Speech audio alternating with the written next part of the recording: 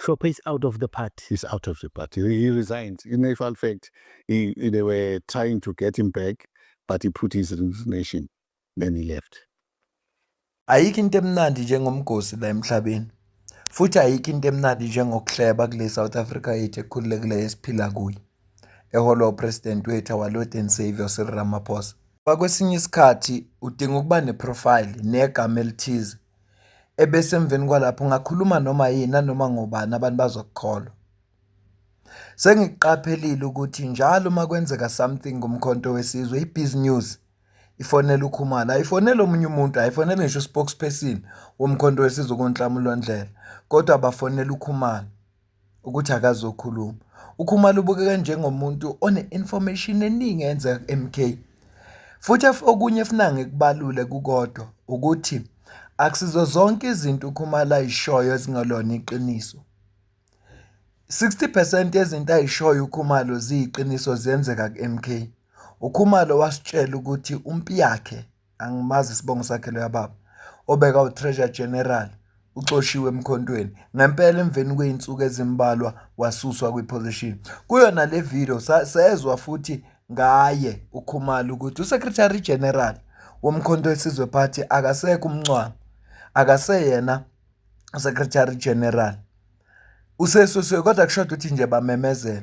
Kodwa okunye asitshela khona ukuthi uDuduzane Zuma sebemenze uDeputy President ngoba uHlophe Dr. John Mandla Kayisehlophe uresignile njengoba uzwile mayiqala ivideo ethi bebemfuna bethi akabuye kodwa wathi yena cha uyabonga kunalokho wafaka i-resignation letter yakhe, okusho ukuthi njengoba sikhuluma according to uKhumalo uHlophe akaseyona imember omkhonto wesizwe party. Khumbula ukuthi uDr. John Hlophe wamisa uColleen Makhubela wamsusa kwiposition yakhe yokuba uChief Whip eParliament.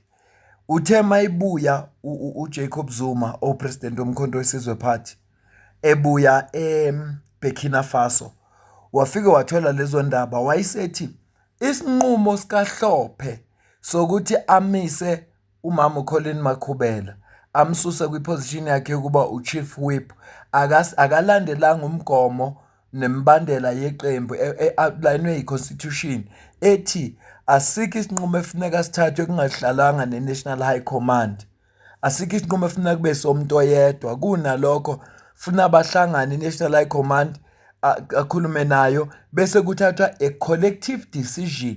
Besazi nalabo ngenxa ukuthi usithathe yedwa lesinqumo umama uColleen Makhubela uzobuyiselwa kwipost yakhe njengo-Chief Whip. uDr. John Mandla Kayisehlophe uzomiswa okwesikhashana kusaphenywa udaba lwakhe. Inkulumo leyo evela ku-MK Party. Okuthe makudlula amaviki wayese umkhonto wesizwe party ukhipha iletter ethi umama uColleen Makhubela uyasuswa as uChief Whip wareplacewa ngalo sesilobeka ku-NCOP, angimazi igama lakhe. Mangathi ngiyolibheka amazongidlela isikhathi. Uyena oreplacer uDr. umama uColleen Makhubela. Esikhundleni sika Dr. John Mandla Kayisehlophe as i-parliamentary leader, caucus leader lapha eParliament, uzoreplace ubaba uDes van Rooyen okwesikhashana njengoba kusaphenywa udaba luka Dr. John Hlophe. Ilo information esiyaziyo from iMK. Kodwa information esiyitholile from uKhumalo ukuthi uDr. John Hlophe uresignile. Lesithombe siku-screen sakho sithathwe ngoLwesibili if not ngoMsombuluko. Yeah, ngoMsombuluko. Lesithombe sibona la ku-screen sakho sithathwe ngoMsombuluko lapho khona uformer president weCountry president womkhonto wesizwe party ubehlangene noDr. John Hlophe. Njengoba ubona kubhalwe current situation. Asazi kudingidwe ini. Kodwa namhlanje sithola iletha evele ofisini lika Secretary General sibonelo nomvalo efundeka kanje. Lethi ibhalwe ngomhla ka-18 kuMarch 2025.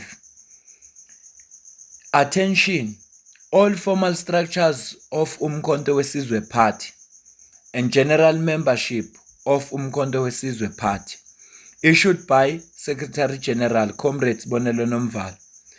Isihloko sithi Reinstatement of Dr. Mandla John Hlophe as First Deputy President of Umkhonto weSizwe Party and Parliamentary Party Leader. Dear comrades, the Secretary General hereby is kindly inform all formal structures and general membership of Umkhonto weSizwe Party of the decision of the President to reinstate Dr. John Mandla Hlophe as the first Deputy President and Parliamentary Party Leader with immediate effect. The suspension of Dr. Hlophe arose out of matters that necessitated the President to appoint an independent legal panel led by an advocate to investigate allegations leveled at Dr. Hlophe and make recommendations to the President on the necessary course of action. Following the above said, the President had convened a bilateral meeting between him and Dr. Hlophe in which all the allegations were ventilated at length and thereafter took a decision to immediately reinstate Dr. John Hlophe as both First Deputy President and Parliamentary Party Leader. The Secretary General therefore hereby encourages members to extend their warm reception to Dr. Hlophe as he assumes his duties with immediate effect in pursuit of the party's objectives, social cohesion, and human solidarity. UNomvalo ufike ney'nguquko lapha e-ofisini lika-Secretary General.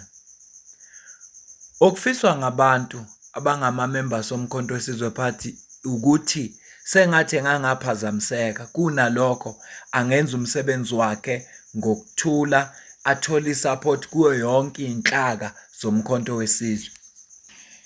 Besiyaqonda sonke nathi nje singamalungu omphakathi ukuthi akekho umuntu operfect, kodwa uma kunamaphutha abantu bomkhonto wesizwe Party engathi bangakufunda ukuthi babe nendlela okwa-addressa, hhayi ukuthi izinto zabo itholakala zigijima all over kwi-media, kutholakale okhumalo okuyibona abachaza kangcono ngezinto ezenzeka umkhonto wesizwe Party kodwa ebengeyona imember yomkhonto wesizwe Party, engeyona iphathi yama-national officials, azi ngabantu abaxoshwayo, azi ngabantu abazoxoshwa, azi ngabantu abazoresign. Lokho nje kwakho umqondo.